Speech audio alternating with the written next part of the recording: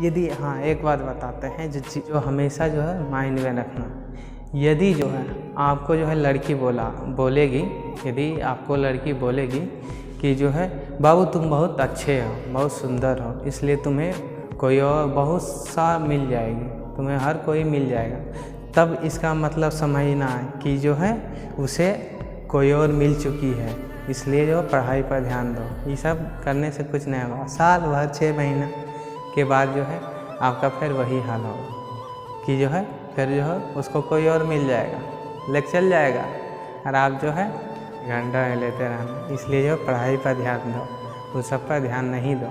ये जवानी इसलिए अभी जो आपका उम्र है, एट्रैक्शन है, ये सब जो एट्रैक्शन है आपको जो है अट्रैक्ट करेगा, खींचेगा, इसलिए इस सब पर अभी जो ध्यान नहीं दो, पढ़ाई पर ध्यान दो। यही 4-5 साल का मेहनत आपको जो है जीवन भर के लिए सुखदायक हो सकता है, यदि आप जो है मेहनत करते हैं।